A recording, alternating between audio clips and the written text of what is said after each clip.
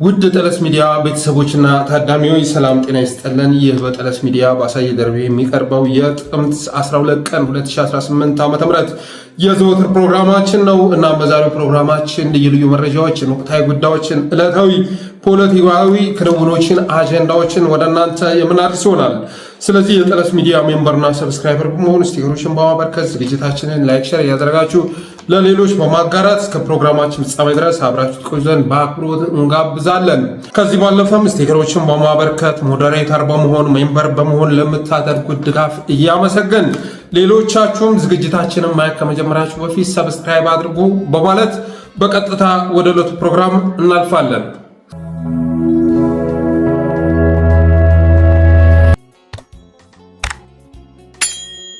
ወደ ዕለቱ አበይት መረጃዎች ከመሸጋገራችን በፊት አንድ ወዳጄ ባሌ ላይ የተከሰተውን እንግዲህ አብሮ ተከትሎ ወጥቶ ይሁን በምናብ ታዝቦት ይሁን ያንን በተመለከተ ትንሽ ፈገግ የሚያደርግ ወግ ልኮልኛል። አጭር ወግ ስለሆነ ቁም ነገርም ፈገግታም ያለው ስለሆነ እሱን አቀርብላችኋለሁ። ርዕሱ ይድረስ ለጠለስ ይላል። ሰሞኑን አብይን ተከትዬ ባሌ ተራሮች ላይ ወጥቼ ነበር። ጉዞውን ያደረግነው በሄሊኮፕተር ሲሆን ሄሊኮፕተሩ ላይ ከፊት ረድፍ ጠቅላይ ሚኒስትሩና ቀዳማዊት እመቤቷ ከዚያ ማስከተል ደግሞ ጌታቸው ረዳ፣ ጻድቃን ገብረትንሳኤ፣ አብርሃም በላይ፣ ሽመልስ አብዲሳ ተቀምጠው ይታያሉ። ከፊት ረድፍ ጀምሬ የጎብኚዎቹን ወይንም ደግሞ የቡድኑን ብሔር ስመረምር የአማራ ማንነት ያለው አመራር ስላጣው እኔ ሳልሰማ አማራዎች ተገነጠሉ እንዴ የሚል ጥያቄ ፈጠረብኝ። ወደኋላ ዞሬ ከኔ ጀርባ የመጨረሻ ረድፍ ላይ የተቀመጠውን ስታዘብ ዳንኤል ክብረትን አየሁኝ ይላል። ዳንኤል አሁን በአብይ ዘንድ ያለው ተፈላጊነት እየቀነሰ መጥቷል። ጠቅላዩ የክርስቲያን በዓል ሲመጣ መግለጫ ጻፍልኝ ከማለት ባለፈ እንደ ወትሮው በዚህ ጉዳይ ላይ ምን ሐሳብ አለህ እያለ መጠየቁን ትቶታል። ጠቅላይ ሚኒስትሩ የምስራቅ አፍሪካ ጉዳዮች አማካሪ በሚል ማዕረግ ጌታቸው ረዳን ከሾመ በኋላ የማህበራዊ ጉዳይ አማካሪውን ዳንኤል ማለት ነው ማህበራዊ እንደሚባለው ምግብ ችላ ብሎታል ይላል። ዳንኤል ክብረትም ይህን ከተረዳ ቆየት ብሏል እና ደግሞ አዲሱ አሰላለፍ ምቾት አልሰጥ ብሎታል። ለዚህ ምክንያቱ ደግሞ ጠቅላይ ሚኒስትሩ ወደ የትኛውም አቅጣጫ መዝመት ሲፈልግ ዳንኤል በዚያ ዘመቻ ከሚጠበቀው ግብ በላይ ተራምዶ ግብ ሲገጥም መክረሙ ነው። በመሆኑም ያን ጊዜ በትግራዩ ጦርነት ወቅት የፍየል ጎረምሳ የጠገበ ጥጃ በሚሉ ተረቶች ከመከላከያው አቅምና ከአብይ ህልም በላይ ረዥም ርቀት ተራምዶ ህወሓቶችን ለመውደም ሲንቀሳቀስ የነበረ መሆኑ ነው። እንዳለመታደል ሆኖ ግን ዳንኤል ክብረት ከነ ህይወታቸው ቀብሯቸው የነበሩ የህወሓት አመራሮች ዛሬ ስምረት በሚል ስም ተሰባስበው ከመጀመሪያው ረድፍ ላይ ተቀምጠዋል። ይህም ሁኔታ ከጠቅላዩ ፊት መንሳት ጋር ተዳምሮ ምቾት ያጎደለበትና ለህይወት የሚያሰጋ አደጋ የደቀነበት አልፎ ዳንኤል ክብረት የሄሊኮፕተሩ የመጨረሻ ወንበር ላይ አቀርቅሮ ሞባይሉን ይነካካል። እናም ምን እያደረገ ይሆን በማለት አንገቴን ጠምዝዤ ስልኩን ለመመልከት ስሞክር በትግራዩ ጦርነት ወቅት የለጠፋቸውን ፖስቶች አንድ ባንድ እየለቀመ ኦንሊሚ ያደርግ ይዟል። አንዳንዶቹንም ድሊት ያደርጋል። ከዚህ ባለፈ ደግሞ የሀገሬ ሰው በባሌም ሆነ በቦሌ እንደሚለው በቦሌ በኩል ከሀገር መውጣት ተከልክሎ በባሌ በኩል ማምለጥ የፈለገ በሚመስል መልኩ የሁላችንንም ባጎች መዋጥ የሚችል ግብዳ ሻንጣ ካጠገቡ አስቀምጧል። ጌቹ ያራዳ ልጅ በወረተኛው ጠቅላይ ሚኒስትር ዘንድ ከመጠን በላይ ተወዳጅ ሰው ሆኗል። ለዚህ ምክንያቱ ደግሞ የአብይን ባህሪ ቅርጥፍ አድርጎ የበላ ሰው መሆኑ ነው። የአብይ አህመድን ጉድለቶችና ፍላጎቶች የሚጠላውንና የሚወደውን የሚያበሳጨውንና የሚመስጠውን ነገሮች ሁሉ ጠንቅቆ የሚያውቅ መሆኑ ነው። በዚህም የተነሳ አብይ አድናቆት በሚፈልግበት ሰዓት ላይ የሌለ ውዳሴ እየጋተ ጠቅላዩ ግራ በገባው ሰዓት ላይ ደስ የሚያሰኙትን መፍትሄዎች እያመረተ ጠቅላዩ በሚጠላቸው ሰዎች ዙሪያ የሐሜት መዓት እያመረተ ግልቡን ጠቅላይ ሚኒስተር ፍንድቅድቅ ያደርገው ይዟል። የሚገርመው ነገር ታዲያ ልክ እንደበረራው ሁሉ ባሌ ከደረስን በኋላ በጉብኝትም ወቅት ይሁን በረፍትና በውይይት ሰዓት ከአብይ አህመድና ሽመልስ አብዲሳ ረድፍ እንዲገኙ የሚፈቀድላቸው እነ ጌታቸውና ጻድቃን መሆናቸው ሲሆን ለወትሮው በደጋ ደሴትም ሆነ በየትኛውም ስፍራ ጉብኝት ሲደረግ ከፊት የሚገኘው ዳንኤል ክብረት በዚህኛው ጉብኝት ላይ ከኋላ እንዲከተል በፕሮቶኮል በኩል ጫና ሲደረግበት የነበረ መሆኑ ነው። ያሙኖ ግን ዳንኤል ክብረት ተመስገን ይህንን ኡስማን ናየበት ባይ ነው። ምክንያቱም በነጌታቸው ረዳና ሬድዋን ሁሴን ተገፍትሮ ከኋላ እንዲከተል ቢፈረድበትም እንደ ብአዴን አብንና ኢዜማ ሰዎች እንዳትከተሉኝ አለመባሉ ያጽናነዋል። ይህም ብዬ ከትዝብቱ ወደ ጉብኝቱ ሲሸጋገር አብይ አህመድ በመኪና ጭኖ ሲያዞረን ከከረመ በኋላ በጉብኝቱ ፍጻሜ ላይ በርካታ ስሜት ተውጦ እንዲህ ያለውን ውብ ስፍራ ለመጎብኘት ለአንድ ኢትዮጵያዊ ምን ሊቸግረው ይችላል ብሎ ሲጠይቅ መልስ የሚሰጠው አጣ። በዚህን ጊዜም በመኪና ጭኖ ሲያጓጉዛቸውና ሲያስጎበኛቸው ከከረመ በኋላ ጣና ላይ ከደረሰች በኋላ ሞተሯን ለመቀስቀስ ሲሞክር ዝም እንዳለችው ጀልባ ጭጭ ማለታቸው በስሱ እያስቆጠው የትኛውም ኢትዮጵያዊ እንዲህ ያለውን ውብ ቦታ ለመጎብኘት ከትራንስፖርት ውጭ ምን ሊቸግረው ይችላል በማለት በድጋሚ ሲጠይቅ ሄሊኮፕተርና አጃቢ ወታደር ሊቸግረው ይችላል ልለው ካሰብኩ በኋላ በዙሪያችን የከበበንን ኮማንዶ ታሳቢ በማድረግ ከግንዛቤ ጦትና ከኮሚትመንት ውጭ የሚቸግረው ነገር የለም በማለት መለስኩ ይለናል። አብይ አህመድ ጀነራል ጻድቃንን በጀነራል አበባው ቦታ ሊያስቀምጠው አስቧል ይባላል። ጀነራል ጻድቃን ግን እኔ የምፈራው በጀነራል አበባው ቦታ እንዳያስቀምጠኝ ሳይሆን እንደ ጀነራል ሰዓረ እንዳያደርገኝ ነው ማለቱ ተሰምቷል። በተረፈ የባሌው ጉዞ ከጉብኝት ያለፈ ዓላማ ስለነበረው እና አብይና ነጌታቸው ወይንም ሬድዋን የጎበኙትን ብንጎበኝም እነሱ የተወያዩት ላይ ግን መሳተፍ ስላልቻል ከባሌ ወደ ቦሌ በተመለስን ማግስት ነጌታቸውንና ሬድዋን ወደ ቡሬ ሲሄዱ እኛ ግን ወደ ቢሮ ተመልሰናል። ያም ሆኖ ግን የጉዞ ተሳታፊዎች በመጪው ጊዜ ከአብይ ጎን ተሰላፊዎች መሆናቸው ግልጽ ሆኗል። እነ ዳንኤል በነጌታቸው ረዳ፣ እነ ተመስገን ጥሩነህ፣ በነ ሬድዋን፣ እነ አበባው ታደሰ፣ በነ ጀነራል ጻድቃን፣ እነ አገኘሁ ተሻገር፣ በነ ቂሪያ ኢብራሂም፣ እነ ደመቀ መኮንን፣ በነ አብርሃም በላይ ተተክተዋል።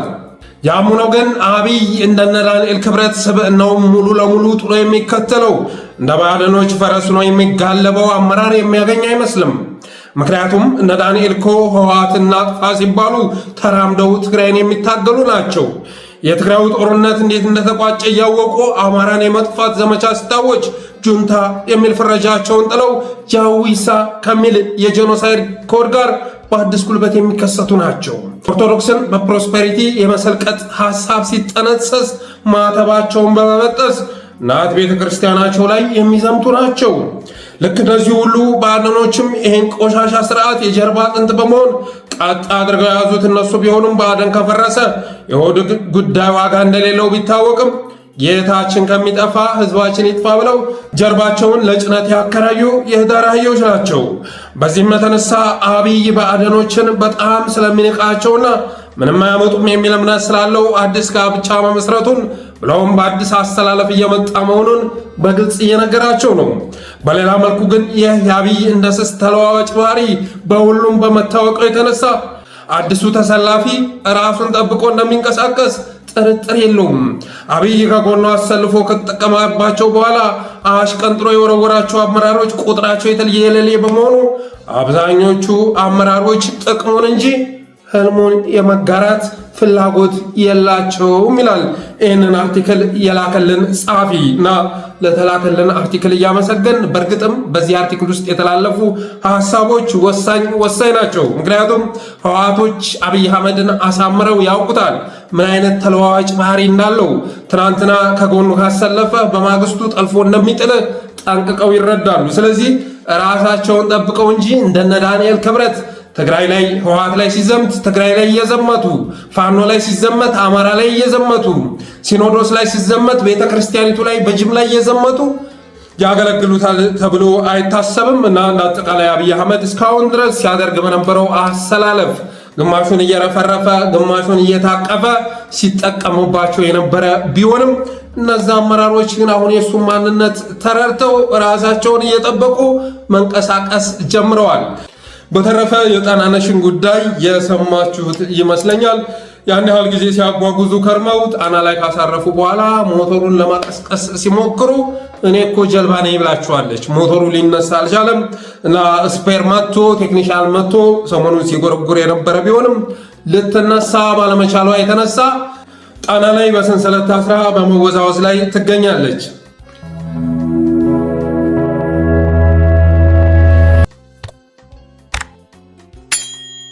ወደ ቀጣዩ ዕለታዊ ርዕስ ሲሸጋገር በጉራጌ ዞንና በኦሮሚያ ዞን መካከል ያለው ግጭት ተባብሶ ቀጥሏል። እንግዲህ የጉራጌ ወገኖቻችን ስም ግልገል ነፍጠኛ የሚባል መሆኑ ይታወቃል። የዘመኑ ሰዎች ጉራጌዎችን ግልገል ነፍጠኛ ነው በማለት የሚጠሯቸው በአንድ ወቅት ከነቤታቸው የተቃጠሉ ጉራጌዎች መኖራቸው አይዘነጋም። 50 አካባቢ ቤቶች ውስጥ የነበሩ ጉራጌዎች ሙሉ ለሙሉ ከቤቱ ጋር እንደተቃጠሉ የሚዘነጋ አይደለም። ባለፈው ፕሮግራሜ ደግሞ 2 ጊዜ ያቀረብኩት ርዕስ ነው። መስከረም 29 ምስራቅ ጉራጌ ዞን ውስጥ ሶዶ ወረዳ ሚካኤል ቀበሌ ላይ 4 ጉራጌዎች ሲገደሉ 10 ታግተው ከተወሰዱ በኋላ መገደላቸው ተረጋግጧል። ከ30 በላይ ቤቶችም መቃጠላቸውን ገልጬ ነበር። ምስራቅ ጉራጌ ዞን ሶዶ ወረዳ ሚካኤል ቀበሌ መስከረም 29 ቀን በተፈጸመ ጥቃት የኦሮሞ ታጣቂዎች በፈጸሙት ጥቃት 4 ጉራጌዎች ሲገደሉ 10 ጉራጌዎች ታግተው መወሰዳቸው ተሰምተዋል። በርካታ ቤቶችም ተቃጥለዋል። ምንም እንኳን ርዕስ ለመሆን ባይበቃም በመንግስት ሚዲያዎች ባይዘገበም ግድያውም እንደ ግድያ ባይቆጠርም መስከረም 29 ቀን ምስራቅ ጉራጌ ዞን ሶዶ ወረዳ ሚካኤል ቀበሌ 14 በድምሩ ማለት ነው መገደላቸው ተሰምቷል። ከ30 ቤቶችም ተቃጥለዋል። ዛሬ ያ ጥቃት አጸፋ አዋልዷል። አጸፋውንም በተመለከተ ቢቢሲ ዘግቦታል። እነ ኦኤምኤን በሰፊው እያራገቡት ይገኛሉ። የቢቢሲ ዘገባ ምን ይላል? ከጉራጌ ዞን የተነሱ ታጣቂዎች ወደ ኦሮሚያ ክልል ምዕራብ ሸዋ ዞን ኖኖ ወረዳ ዳኒቂ ቀበሌ ዘልቀው በመግባት 22 ሰዎች መግደላቸውን ነዋሪዎች ሲናገሩ፣ የኖኖ ወረዳ አስተዳዳሪ ግን 12 ሰዎች ናቸው የተገደሉት በማለት እንደመለሰላቸው ዘግበዋል። የቢቢሲ ዘገባ የሚገርመው እዚህ ላይ ነው። ጥቃቱ የተፈጸመው ቅዳሜ ምሽት ሲሆን ከጉራጌ ዞን ተሻግረው የመጡ የፋኖ ታጣቂዎች ናቸው ጥቃቱን የሰነዘሩት በማለት ዘግቧል። እንደዚህ አይነት ዘገባ አማራዎችን ተሳዳጅ ከማድረግ ውጭ እውነታነት ያዘለ አይደለም። ጉራጌዎች አሁን ላይ የፈጸሙት ጥቃት መፈጸማቸው እርግጥ ነው። የፈጸሙበት ምክንያት ደግሞ ከላይ የገለጽኩት ነው። መስከረም 29 ቀን ከ14 በላይ ጉራጌዎች ተገለዋል። 32 ቤቶች ተቃጥለዋል። ስለዚህ በዛ ጥቃት የተበሳጩ ጉራጌዎች ቁጭ ብለን መጥፋት የለብንም በማለት በወሰዱት አጸፋ ጥቃቱ መከሰቱን የደረሰን መረጃ ያመለክታል። እውነቱ ይሄ ቢሆንም ቢቢሲ አማርኛ ግን የዘገበው የፋኖ ታጣቂዎች እንደፈጸሙት ነው። ፋኖ ማለት ደግሞ አማራ ማለት ነው አሁን ባለው ኮንቴክስት። ስለዚህ የዘገባ አማራዎችን ተሳዳጅ የሚያደርግ ስለሆነ ቢቢሲ ዘገባውን ማስተካከል ማጣራት ይጠበቅበታል። ኦኤምኤንም በተመሳሳይ መልኩ በጉራጌና በኦሮሞ መካከል የተፈጠረው ግጭት በኦሮሞና በአማራ መካከል ለማድረግ ሰፊ ስራ እየሰራ ነው። በተመሳሳይ መልኩ አገዛዙም ይህን ጉዳይ ማቀጣጠል መፈለጉን በሚገልጽ መልኩ ትናንትና ጉራጌዎች አግፍ ሲፈጸምባቸው ሚዲያዎች እንኳን እንዲዘግቡት ባያደርግም ዛሬ ግን የአምቦ ዩኒቨርሲቲ ተማሪዎችን አሰልፎ ወጥቷል።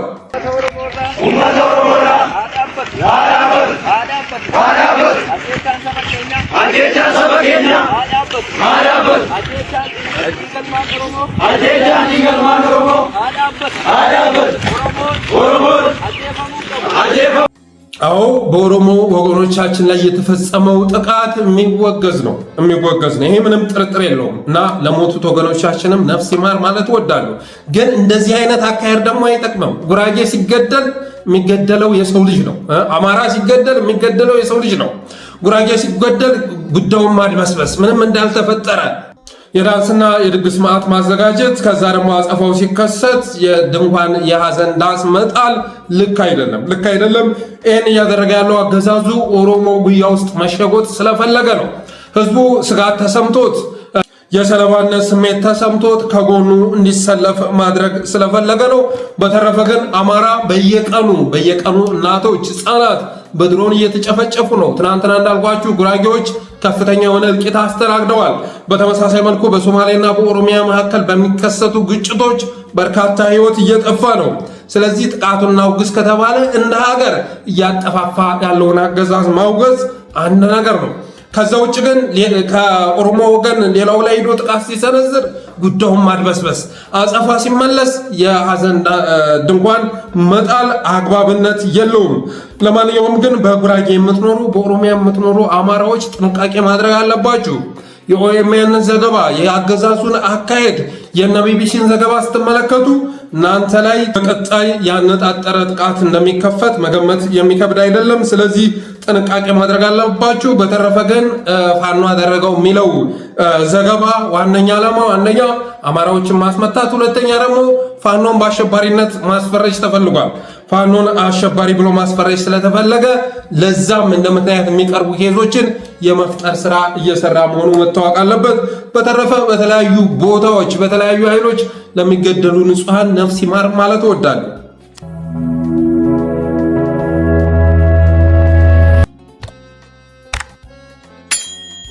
ቀጣዩ መረጃ ደግሞ የማዳበሪያ ጉዳይ ይመለከታል። ማዳበሪያን በተመለከተ ባለፈው እነ ጀዋር መሐመድ በርካታ መረጃዎችን ሲያጋልጡ እንደነበር የሚዘነጋ አይደለም።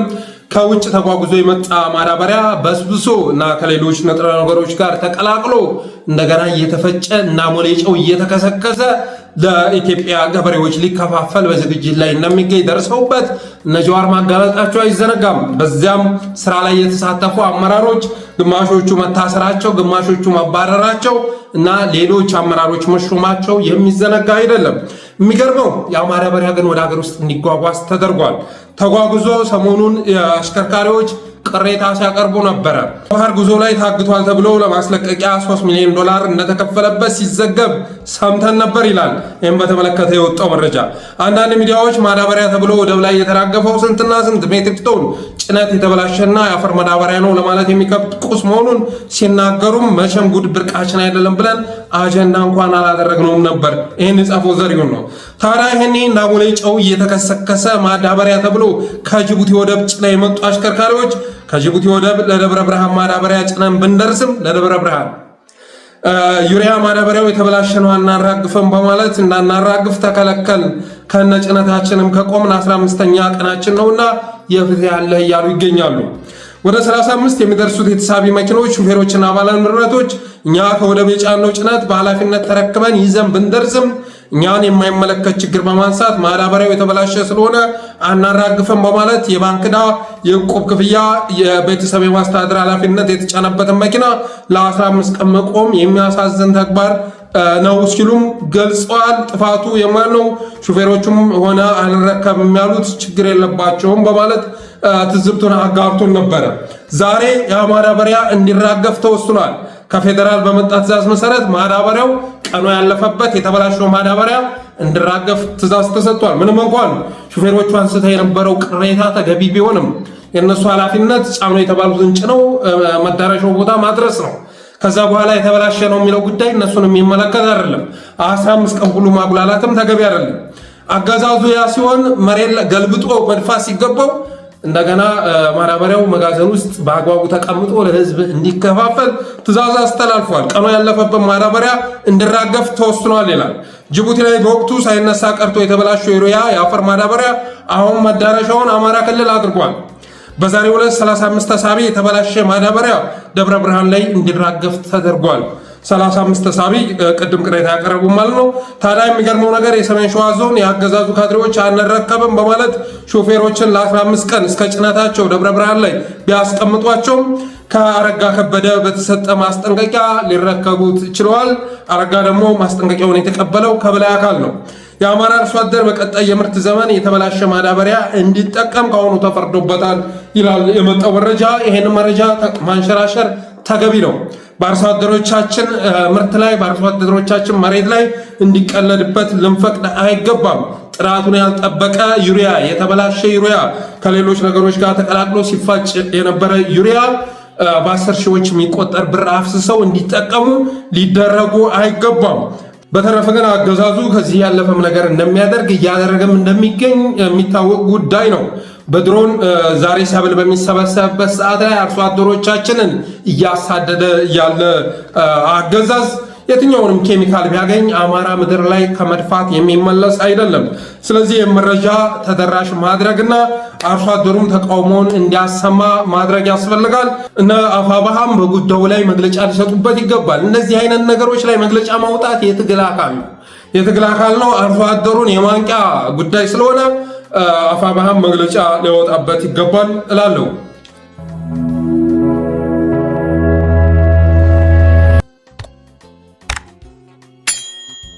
ወደ ቀጣዩ ርዕስ ሲሸጋገር በዛሬው ዕለት የቅዱስ ሲኖዶስ ጉባኤ መጀመሩ ተሰምቷል። በጉባኤው መክፈቻም ላይ ፓትርያርኩ ጠንከር ያለ መልእክት አስተላልፈዋል። በዚያም መልእክታቸው ላይ የተወሰነውን ቀንጨብ አድርጌ ሳቀርብላችሁ እንደሚከተለው ይላል። ቤተክርስቲያናችን በብዙ ችግሮች የተከባ ባለችበት ሁኔታ የሀገራችን ሰላም መቀዛቀዝ ደግሞ ሌላው ተጨማሪ ጉድለትን እያስከተለብን ነው። አማንያን የመንፈስና የስነ ልቦና ሰላም ከማጣታቸውም በላይ አካላቸው ለሞትና ለጉዳት፣ ሀብታቸው ለዝርፊያና ለውድመት እየተዳረገ ነው። ይህም ሆኖ ሳለ ፍትህን እያገኙ አይደለም። አብያተ ክርስቲያናትም በምዕመናን ፍልሰት እየተዘጉም እየተቃጠሉም ነው። ከዚህም ሌላ የሌለን ነገር እንዳለ አስመስሎ ከያቅጣጫ የሚወረወረው የባዕዳን ስም የማጥፋት ዘመቻ የቤተ ክርስቲያኗን እምነት ከመንቀፍና ከማምጠልጠል በላይ አልፎ የቅዱሳንን ቅዱስ ስዕል በአደባባይ እስከ መቅደድ ተደርሷል። በቤተ ክርስቲያናችን ሕልውና ላይ በዓላማ የተነሱ አካላት የላኳቸው እንዳሉ በሚመስል መልኩ በስመ ተሐድሶ የሚደረገው እንቅስቃሴ የኛው መለያ የሆነውን ቅዱሳትና ልብሰ ተክህኖ መዝሙርና ስርዓት አምልኮ በመጠቀም ቤተ ክርስቲያናችንን በአደባባይ እየተዳፈሩ ይገኛሉ ብለዋል። ይህ አላስፈላጊ ተግባር የሀገሪቱን ዜጎች በእኩልነት የሚያስተዳድረውን ሕገ መንግስት በቀጥታ የሚጻረር ድርጊት ነው። ሆኖም በሕግ የሚጠይቅና የሚያስቆም አካል አልተገኘም። እኛም ዝምታን የመረጥን መስለናል። ነገር ግን መፍትሄው ዝምታ ሳይሆን በሕግ አግባብ ነገሩን ለመፍታት መንቀሳቀስ እንደሆነ ሁሉም ሊገነዘበው ይገባል የሚል ወሳኝ መልእክት አስተላልፈዋል። በዚህ ጉባኤም ላይ ለዚህ ችግር መፍትሄ የማፈላለግ ስራ እንዲሰራ አሳስቧል። በጣም ወቅቱን የዋጀ ጊዜውን የሚመጥን መልእክት ነው የተላለፈው። በነገራችን ላይ በአማራ ክልል ባለፈው እንኳ መካነ ሰላም ላይ የተከሰተውን ክስተት ብታስቡ ያ ጉዳይ የአገዛዙና የፋኖ ጉዳይ ነው፣ የሙስሊምና የኦርቶዶክስ ጉዳይ አይደለም። በፍጹም ደግሞ ከምንም በላይ የኦርቶዶክስ ጉዳይ አይደለም። ጉዳዩ መስጂድ ላይ የተከሰተ እንደመሆኑ መጠን ሙስሊሞች ተቃውሞ ሊያሰሙ ይችላሉ። ግን ኢትዮጵያ ኦርቶዶክስ ተዋሕዶ ቤተክርስቲያን ጋር የሚያገናኝ ነገር የለም። እኔ ሃይማኖቴ የኢትዮጵያ ኦርቶዶክስ ተዋሕዶ ቤተክርስቲያን አማኝ ነኝ። አንድ ጥቃት ይዤ በፈጽም ኦርቶዶክስ ጥቃት ፈጸመኝ ሊባል ነው እንዴ? አይደለም። በስም ተጠቅሶ ባለቤቱ ነው ሊወቀስ የሚገባ። ያም ሆኖ ግን ኢትዮጵያ ኦርቶዶክስ ተዋሕዶ ቤተክርስቲያን ላይ ሰፊ ዘመቻ ሲከፈት አይተናል። ኢቨን መጅሊስ ጋር ከኋላ ተከትለው የሚሄዱት እነ ሙጂብ አሚኑ እነ አህመዲን ጀበል ኢትዮጵያ ኦርቶዶክስ ተዋሕዶ ቤተክርስቲያን ላይ ያነጣጠረ ዘመቻ እያካሄዱ ነው። የኢትዮጵያ ኦርቶዶክስ ተዋሕዶ ቤተክርስቲያን መገልገያ የሆኑ ከበሮ፣ ጽናጽል፣ ሌሎችም የመገልገያ ቁሳቁሶች መስቀል አደባባይ ላይ ምን ሲደረግባቸው እንደነበር አይተናል። እነ ወሮታው መጥተው የነበሩ ሰዓት ላይ ምን ሲደረግ ነበር፣ በመዝሙሯ ላይ ብዙ ነገር። ከዛም ባለፈ ደግሞ አሁን ላይ በቲክቶክ በተለያዩ ፕላትፎርሞች ብቅ እያሉ የእመቤታችንን ስዕለ ማርያም የሚቀዱ ከንቶች ተበራክተዋል። ያን የሚያደርገው አገዛዙ እንደሆነ ቅንጣት ታክል ተጠራጥሬ አላቅም። ከዛ እስር ቤት ወሰድኳቸው ይላል፣ በጎንፈቶ ይለቃቸዋል። ግን እኛ ውስጥ ያለውን ነገር ለመሸርሸር ነው ጥረት እየተደረገ ያለው። ሌላው ጉራጌ ላይ ያነጣጠረው ዘመቻ። አሁን ለምሳሌ ጉራጌ ለምንድን ነው ከሌላው በተለየ መልኩ ታርጌት የተደረገው ከተባለ አንድም ሴሜቲክ ነው ስለተባለ ነው። ሁለተኛ ደግሞ የኢትዮጵያ ኦርቶዶክስ ተዋሕዶ ቤተክርስቲያን አማኝ ናቸው፣ ኦርቶዶክሶች ናቸው።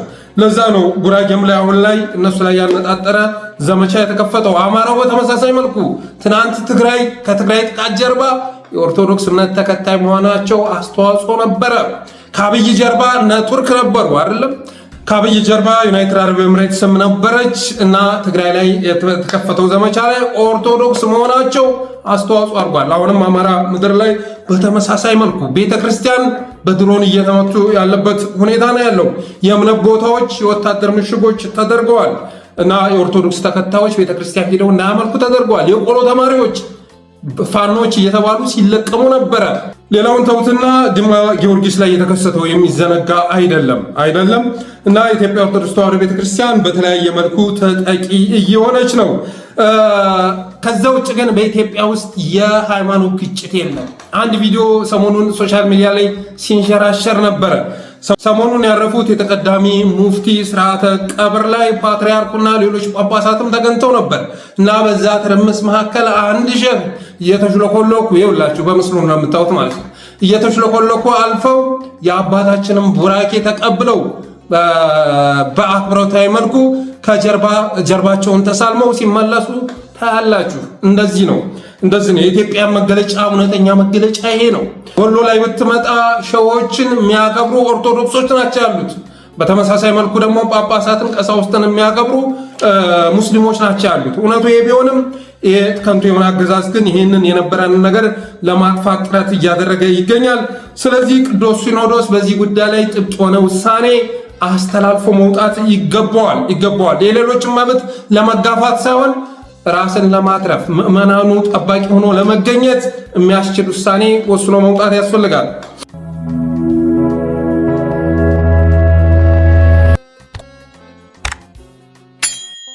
ሌላኛው አጭር ርዕስ አዲስ አበባ የደረሰው እገታና ዝርፊያን ይመለከታል። ይህም ቪዲዮ እንደምትሰሙት ነው ሶሻል ሚዲያ ላይ ሲንሸራሸር የነበረ ነው። ገርጂ ዩኒቲ ዩኒቨርሲቲ መታጠፊያ ላይ አንድ ሴት መብራት ያስቆማትና ዲዛይር መኪና ይዛ ትቆማለች። በዛም ቅጽበትም የመጡ አንድ ፌዴራል ፖሊስ እና አንድ ኖርማል ፖሊስ ሴቷን ገትተው ከመኪናዋ ውስጥ ካወጧት በኋላ መኪናዋን ይዘው ለማምለጥ ሲሞክሩ በአካባቢው የነበረ ትራፊክ በአጋጣሚ በማየቱ የተነሳ ከዛም ሳይረን ያሰማ ተከትሏቸው በህዝብም ትብብር ሊያዙ ችለዋል። ይህም በተመለከተ እየወጣ ያለው መረጃ የጸጥታ ኃይሎችን አልባሳት በመጠቀም የሚል ነው። እውነቱ ግን ለእኔ የደረሰው መረጃ እንደሚያመለክተው ፌዴራል ፖሊሱም ፌዴራል ነው፣ ኖርማል ፖሊሱም ፖሊስ መሆኑን የደረሰኝ መረጃ ያመለክታል። እና እገታና ዝርፊያው በጠራራ ፀሐይ አዲስ አበባ ደርሷል። እንደምታዩት ትናንትና አገዛዙ አማራ ባለሀብቶችንና ሚድል ክላስ ያላቸውን አጠቃላይ እያገታችሁ ፋኖ ናችሁ እያላችሁ ገንዘብ ተቀበሉ በማለት ያሰማራቸው የጸጥታ ኃይሎች አሁን ላይ በራሳቸው ጊዜ መኪና እየዘረፉ ለማምለጥ ጥረት ማድረግ ጀምረዋል። ይሄንን ፈለግን የቀደደላቸው ይህን መስመር ያሳያቸው ራሱ አገዛዙ መሆኑ ጥርጥር የለውም። ሌላው እንግዲህ አብይ አህመድ ፋኖን፣ አፋባሃን፣ ሌሎችንም ሽፍታዎች በማለት ለማናናቅ ቢሞክርም እውነተኛ ሽፍታዎች ግን አዲስ አበባ ደርሰዋል። ፋኖ፣ አፋባሃ፣ ሌሎችም ድርጅቶች የህዝብ ጥያቄ ይዘው ወደ ትግል የገቡ ናቸው። ከዛ ውጭ ራሳቸውን የማበልጸግ ህዝቡን የመዝረፍ የማራቆት ዓላማ ያላቸው ሽፍቶች ግን እንደምታዩት አዲስ አበባ ገብተዋል።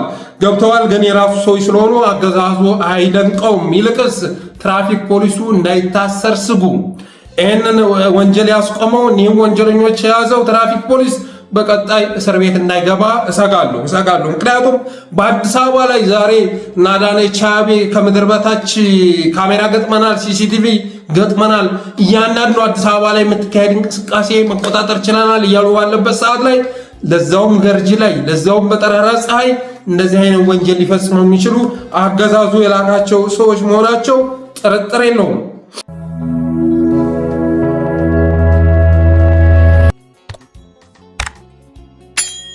ሌላው እንደምታዩት የደቡብ ክልል ሲዳማ ዞን አላታ ወንዶ ከተማ የኮሪደር ልማት ተብሎ ቤቶች እያፈረሱ ነው። ሙሉ ከተማዋ እየፈረሰች ነው ይላል ለጠለስ ሚዲያ የደረሰው መረጃ። ደቡብ ክልል ሲዳማ ዞን አላታ ወንዶ ከተማ ለኮሪደር ልማት የአብይን ብልጭልጭ መስቀያ የአብይን ፖል ለመትከያ ተብሎ ከተማው ውስጥ አሉ የሚባሉ ህንፃዎች በምታዩት መልኩ እየፈራረሱ ይገኛሉ። ህዝቡ ከመጠን በላይ ተበሳይቷል።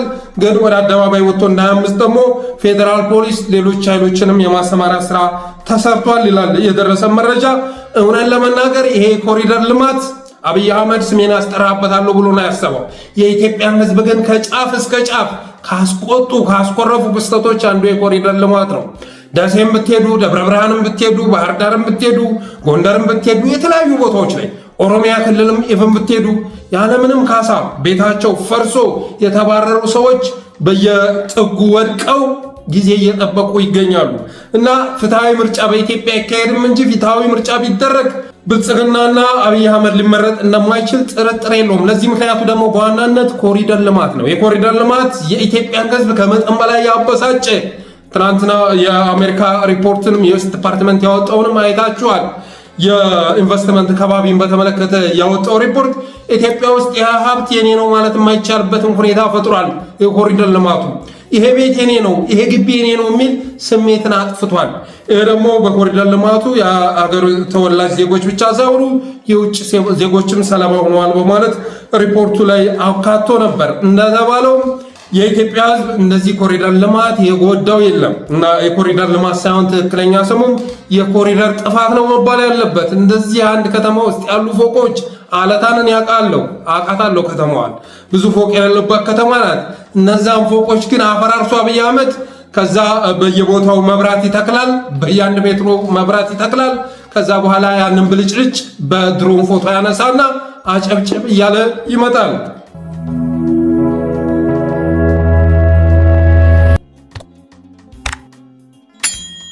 የመጨረሻው ርዕሳችን የምሬ ወዳጆን መልእክት ይመለከታል። ምሬ ወዳጆ ትናንትና በጣም የሚመስጥ የሚጥም መልእክት አስተላልፏል። በጣም የሚገርም መልእክት፣ እውነተኛ የአማራ መሪ፣ እውነተኛ የአማራ ልጅ መሆኑን የሚያመላክት መልእክት ነው ያስተላለፈው። የምር ምሬ ወዳጆ ትናንትና ያስተላለፈው መልእክት ብዙ ሚዲያዎች ላይ ስለተለጠፈ ገብታችሁ አዳምጡት።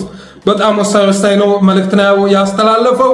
ከአማራ ክልል ውጭ በኦሮሚያ ሲፈጸም የነበረው ግፍ ዛሬ ላይ በአብይ ወታደሮች አማካኝነት አማራ ክልል መምጣቱን፣ እንዲያም ሆኖ ግን የፋኖ ትግል ካገዛዙ ጋር ነው እንጂ ከኦሮሞ ሕዝብ ጋር አለመሆኑን በግልጽ ተናግሯል ምሬ ወዳጆ። ሌላው ምሬ ወዳጆ ያስተላለፈው በአንድ እዝና በአንድ ምት አገዛዙን እንዴት እንዳደናባበር ነው አይታችኋል የሚል መልእክት አስተላለፈ። በቀጣይ ደግሞ አራቱም እዞች በአራቱም ኮሪደር ላይ በተመሳሳይ ሰዓት ላይ ሲያደርጉት ምን እንደሚከሰት መገመት አይከብድም እና ይሄንን እንደምናደርግ ቃል እንገባላችኋለን በማለት መልእክት አስተላልፏል። ለአፋብኃም ጥሪ አድርጓል። በተወጣጠሰ መልኩ የምናደርገው ዘመቻ መቆም አለበት፣ ስለዚህ በጋራ መንቀሳቀስ አለብን የሚል ጥሪ አድርጓል። ሌላው አማራው በተለያዩ አቅጣጫ እየተገደለ መሆኑን አመላክቷል። ለምሳሌ ፋኖ ሆኖ በአንድ በኩል እየተገደለ ነው፣ በሌላ በኩል መከላከያ ሆኖ እየተገደለ ነው። እኛ ሚኒሻውን ባንዳ ምናምን እያልን እየተኮስንበት ነው። አገዛዙ ደግሞ አንዳንዱን አማራ ፋኖ ናችሁ እያለ እየገደለ ነው። በሁሉም አቅጣጫ ስንመለከት ግን የሚገደለው አማራ ነው። ስለዚህ ከአገዛዙ ጎን ተሰልፋችሁ ህዝባችሁን እያጠፋችሁ ያላችሁ ሚኒሾች፣ አርማ በታኞች ከኛ ጋር እንድትሰለፉ ጥሪ እናደርጋለን ብሏል። በእጃችን በርካታ ሚኒሻ አለ። እነዛ ሚኒሾች ላይ ግን እንዴት እርምጃ እንውሰድ? ምክንያቱም ታላቅ ወንድሞቻችን ናቸው በማለት ታላቅ የሆነ መልእክት አስተላልፏል። ለአማራ ዲያስፖራ፣ ለአማራ ኤሊት ጥሪ አድርጓል። እስካሁን ድረስ እኔ ኮምፕሌንስ አቀርብበት የነበረ ነው። ብዙ ጊዜ የፋኖ ትግል ምሁራንን አያቀላቅልም። ብዙ ቦታ ላይ ምሁራንን ለመቀበል ፈቃደኛ አይደሉም። ቦታችን እንነጠቃለን የሚል ስጋት ስላለ ምሬ ወዳጆ ግን እንደዛ አይደለም። ምሬ ወዳጆ ለዶክተሮችም ለሐኪሞችም ጥሪ አድርጓል። ኤሊት የአማራ ኤሊት በሙሉ የመጣ ትግሉን እንዲቀላቀል ጥሪ አድርጓል። ምሬ ወዳጆ ቅስቅስ ሲል ደስ አይለኝም። ስሜቱ ቅስቅስ ማለት ጀምሮ ነበር፣ መጥፋት ጀምሮ ነበር። ትናንት ግን ምሬ ወዳጆ ተቀጣጥሎ አየሁት። ውስጡ ባሩድ ተጸንሶ አየው እና ያ ስሜት ወደ እኔም አልተጋባም ማለት አልችልም። ሌላው ወረዳ ስለመያዝና ስለመልቀቅ እንደዚሁ መልእክት አስተላልፏል። የለቀቅናቸው ወረዳዎች አሉ፣ የተቆጣጠርናቸው አሉ። አሁን ላይ ወረዳ የማስተዳደር እቅድ የለንም። በየአካባቢው የምንገባው የራሳችንን ኦፕሬሽን ሰርተን ለመውጣት ነው የሚል መልእክት አስተላልፏል። ለሚዲያዎችም እውቅና ሰጥቷል። ለመጀመሪያ ጊዜ እውቅና ሰጥቷል። በጣም አመሰግናለሁ ምሬ ወዳጆ። በስም ባይጠቅስም እዛ ውስጥ ራሴን አግኝቼዋለሁ። እኔ ባለፈው ሳምንት ያስተናገርኩት ጉዳት ቀላል አይደለም። ሰዎች ማስታወቂያ የሚሰሩበትን ብዙ ገንዘብ የሚሰሩበትን እኔ ለህዝብ አገልግሎት ሳውሎ ነበር። ያን 250 ሺህ ተከታይ ያለው አካውንት ለህዝብ ድምፅ ስሆንበት ነበር። ቀንና ሌሊት ያለምንም ረፍት ፌስቡክ ላይ ራሴን ቁጥር 1 ደረጃ ላይ አስቀምጣለሁ። ቁጥር 1 ደረጃ ላይ ይሄ በኩራት የምናገረው ነው። በኔ ልክ ፖስት የለጠፈ በ28 ቀን ውስጥ ወደ 50 ሚሊዮን ተደራሽነት ነበረው። ገጽ 50 ሚሊዮን ተደራሽ ነበረው እና ያንን ገጽ አገዛዙ ሲያዘጋ ሌሎች ሆነ ሴሬሞኒ ላይ ተሳትፎ የእውቅና የምስክር ወረቀት ሲሰጣቸው አንድም ቀን ለዛ ለምንሰራው ስራ እውቅና ተሰጥቶን አያውቅም። ሌላ የገንዘብ ድጋፍ ምናምን እርሳው አንድም ሰርቲፊኬት ላለፉት 6-7 ዓመት ያለምንም እንቅልፍ ቀን ስለ ልጅ ስለምናምን ማሰቡን ትቼ 24 ሰዓት አማራ ምልበት አካውንት ሲዘጋ አንድ እውቅና ሊሰጥ ያሰበ የለም። ግን የራሴ ጉዳይ ነው። የአማራንም ማስተሳሰብ ስለማውቀው አይገርመኝም። ወንድሞቼ እስር ቤት ናቸው። እስር ቤት ገብተው ተረስተዋል። ዛሬ ድምፅ የሚሆናቸው የለም። ስለዚህ የምንታገለው ለከሌ ነው ልል አልችልም። እዛም ላይ ስታገለ የነበረው ለራሴ ነው፣ ለልጆቼ ነው፣ ለቤተሰቤ ነው፣ ለህዝቤ ነው፣ ለማንነቴ ነው። ስለዚህ የራሴ ጉዳይ ነው በማለት ያ ባለመሆኑ አልከፋኝም። ግን ምሬ ወዳጆ ደግሞ ትናንትና ያንን መልእክት በማስተላለፉ ደስ ብሎኛል። በተረፈ የዛሬው ፕሮግራማችን ይህን ይመስል ነበር። የጠለስ ሚዲያ ሜምበርና ሰብስክራይበር በመሆን ስቲከሮችን በማበርከት ብሎም ዝግጅታችንን ላይክ፣ ሼር እያደረጋችሁ ሌሎች በማጋራት ጠለስ ሚዲያን አበረታቱ በማለት የዛሬ ዝግጅቴን እቋጫለሁ። አመሰግናለሁ።